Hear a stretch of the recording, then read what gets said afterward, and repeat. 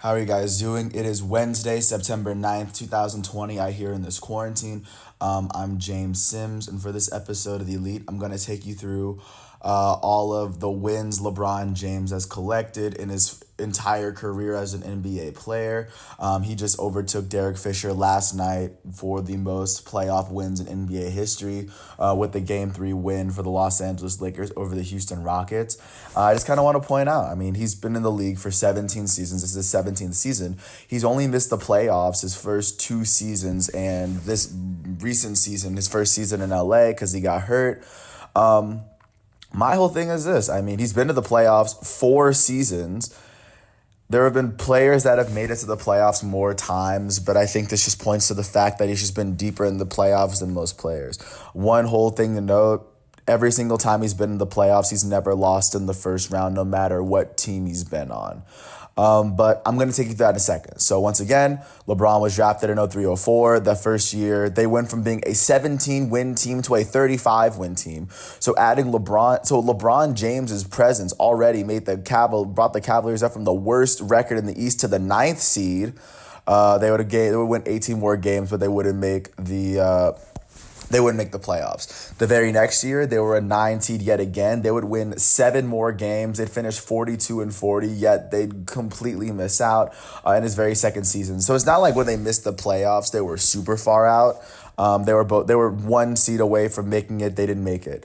The very next year, LeBron, the first time made the playoffs, he would go on to beat the Wizards 4-2. Then they'd lose to the Pistons 4-3 in the next round of the semifinals. That's 7 wins already in his first 3 seasons. The very next year, he would go on to sweep the Wizards 4-0. They beat the Nets 4-2. They beat the Pistons in the conference finals 4-2, but they'd eventually get swept by the San Antonio Spurs. That was his second trip to the playoffs in his 4th year in the league. And the first time he made the finals, of course, he made the finals after not making it the previous year. So that's 19 wins in the playoffs already in his second year, through 4 seasons in his second playoff trip. The very next year, 2008, they would go on to beat the Wizards in the first round, but then they'd lose to the Celtics in 7.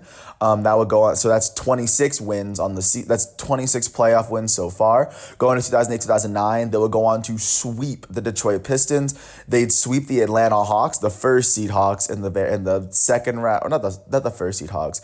They'll go on to sweep on the 4 seed Hawks in the second round. They would lose to the Magic in the conference finals 4-2. That's 36 wins on the season. That's 10 wins in 2009 in the playoffs. So that's 36 so far. In 2009, 2010, in LeBron's final season in Cleveland, he would go on to beat the Bulls in 5. So that's 40. And then they lose in the conference finals to the Celtics in 6, but the Cavs didn't win 2 of those games. That's 42 games. So he had 42 playoff wins in 5 playoff trips before he had gone to Miami. And remember, this is before he had another all-star on his team, before he started making multiple playoff trips with different players. And let's not forget, more than half out of the 5 seasons he made it to the playoffs in Cleveland, 3 of those years the Boston Celtics had the big 3. And the year before that, the Cavaliers made the finals when LeBron was 22 years old. But still, 42 wins in 5 playoff trips. You're averaging a little over 8 playoff games per season. But still, remember, he's not losing in the first round. Let's jump to 2010, 2011. Once again, he has 42 wins. Now we're going to jump out to, first they beat the Celtics 4-1. That's 46. They beat the Celtics in 5. That's 50. The Miami Heat would beat the Chicago Bulls in 5. That goes out to 54. And the Miami Heat would go on to lose to the Dallas Mavericks in the NBA Finals. But once again, for this playoff run, they would win 14 games. Added on to 42, that's 56. In the very next 2 years, he'd win the finals. That's 32 games. But of course, I'll add them up piece by piece. Beating the Knicks in 5 games gave him 60 wins. Beating the Pacers in 6 wins gave him 64. Beating the Boston Celtics in 7 in the Western Conference Finals gave him 68. Beating the OKC Thunder in the finals gave him 72. And then in 2013, sweeping the Milwaukee Bucks in the first round would give them 76 wins. They beat the Bulls in the conference semifinals, they beat them in 5, so that's 80. They're going to beat the Pacers in 7 in the conference finals, that's 84. They would beat the Spurs in the finals in 7, that's 88. 2013-14 in his very last year with Miami. The first year they'd sweep the Bobcats, that's 92 wins. They beat the Nets in 5, that's 96 wins. They beat the Pacers in 10, that's 100 wins. They lose to the Spurs in the finals, that's 101 wins so far in his career. And then in 2015, his very first season with the Cleveland Cavaliers, the first round, they'd sweep the Celtics, that's 105. They beat the Bulls in 6, that's 109. They swept the first place Hawks, that's 113. But they lose to the Warriors in 6, so that's 115 wins so far in the playoffs through 2015.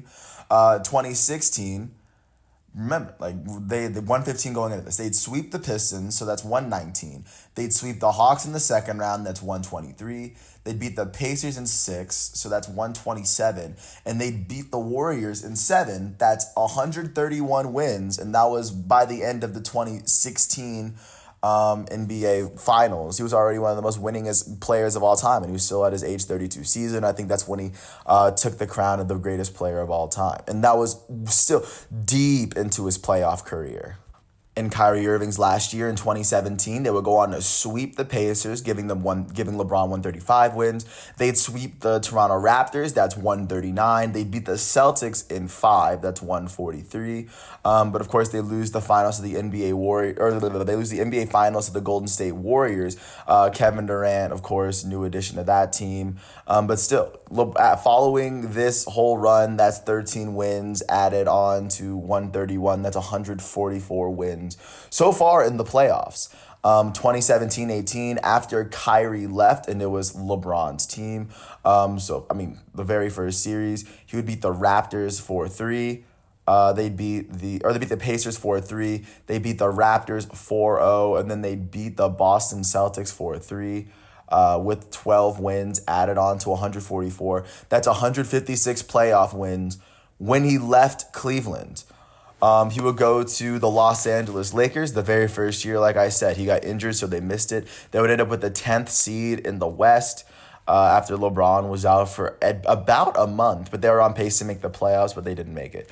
But in the very first round of the Trailblazers, the Lakers beat them 4-1. That's 160 playoff wins. And with a 2-1 series lead over the Houston Rockets, that is 162 playoff wins for an NBA player who's still in his prime. I mean, if that's not enough of an argument for him just being one of the greatest basketball players, no matter what team he's on, the fact that he's done it on 3 different teams and he still hasn't lost in the first round should point out that he's a very tough man to overcome. And despite the fact that he's 35, I don't want to hear any slander saying that he's not the best player in basketball as of right now. At least wait until he's no longer the best player in basketball till you guys start talking your trash. But as of right now, I think it should be celebrated. LeBron James so far is the winningest NBA player in the playoffs in NBA history, of course, until someone possibly comes along and takes that record. Or we'll see if he takes this to 200 wins, and I think he can do it very easily. But with that said, I appreciate you once again for listening to this 9-minute piece. It is Wednesday, September 9th, 2020, out here in this quarantine. I'm James Sims. Thank you once again for listening to my piece. Peace out. And because it's 9-9, I'm going to end it on 9-9.